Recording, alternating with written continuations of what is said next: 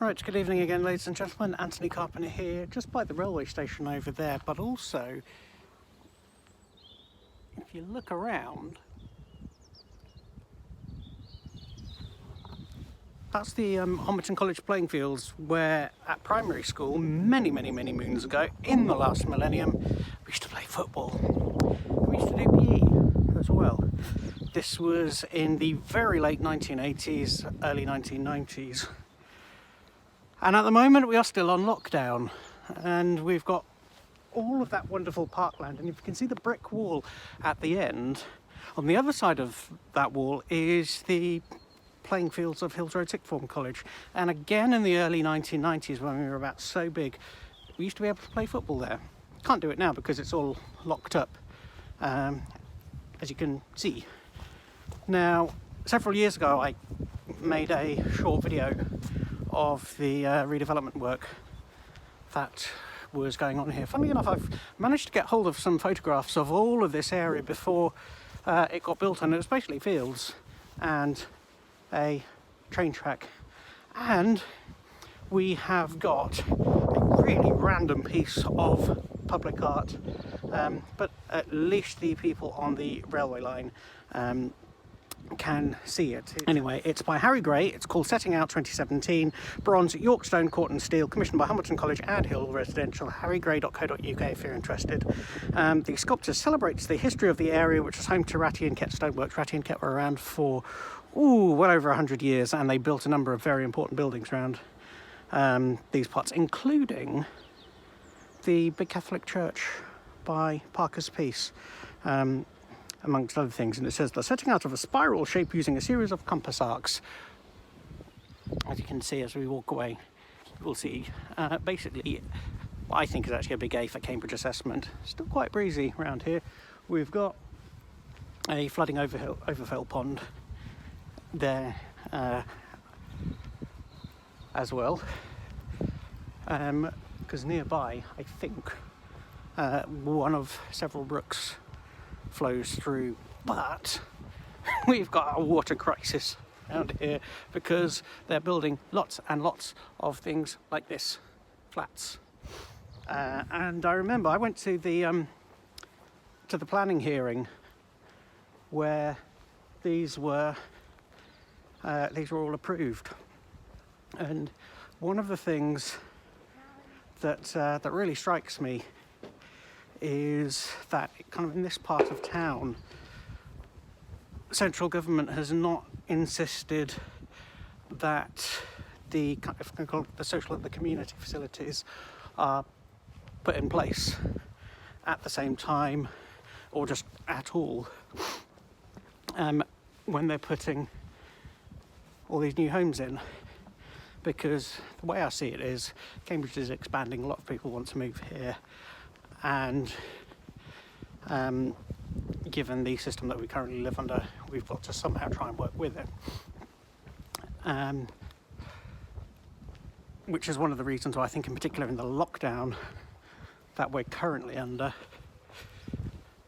we should be opening up as many playing fields and green spaces as possible, to be honest, with the view of making as many of them open in the longer term, because you saw the big open space that we had back there, and the families who have moved into here, I think, deserve something much bigger and much better than this little thing, which is called a pocket park. And I hate pocket parks because it basically allows developers to make lots of money at the expense of the people who live here and the people who are going to be moving here.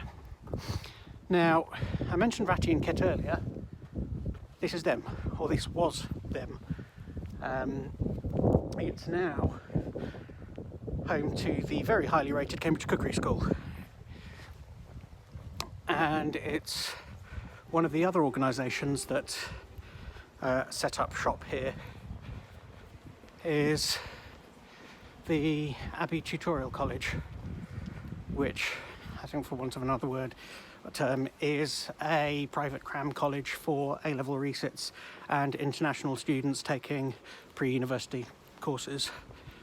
It's one of the larger ones here And actually, in the grand scheme of things, they've done a reasonably good job, I think, of their work here. The problem is that municipal government is such a mess over here, and has been for far too long, that city councils do not have the power to properly manage cities.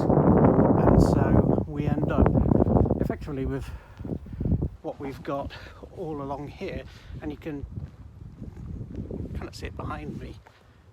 If I can just tilt that up, there you go. Very, very large halls of residences, very modern, very minimalist, but it's the architecture of the time.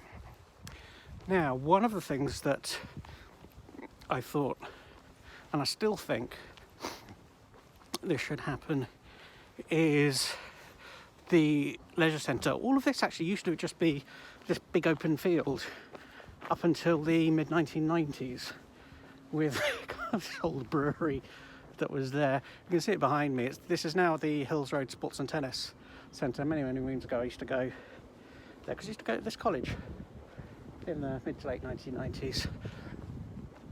You've got, I mean, the facilities are excellent for those of you who are into tennis. But in the grand scheme of things, I think it should be a swimming pool actually there, and then you can put your tennis courts and what have you on top, because as you can see, it's actually a very low-rise building. And in the grand scheme of things, given that you've got Homerton College over there, you've got all the flats over there, you've got the Abbey College students there, you've got up to 2,000 students at Hills Road Sixth Form College just over there, plus on the other side further down the railway track, and it only needs a footbridge to link them up, Long Road Sixth Form College. Put a swimming pool there, put a leisure centre there. You've got all of the public transport links. You're a walking distance from the railway station, and amongst other things, it will take the pressure off Parkside Pool. So, I mentioned Hills Road Sixth Form College, formerly the Cambridge County High School for Boys. Former head teacher, a certain Mr. Brinley Newton-John. His youngest daughter was called Olivia. You may have heard of her in films such as Grease. And sang a few songs too. She was due to come back to Cambridge because she was born here. And she was due to come back to Cambridge, I think in 2017 for the Cambridge Folk Festival. And unfortunately had to pull out because she was diagnosed with a recurrence of cancer, unfortunately. And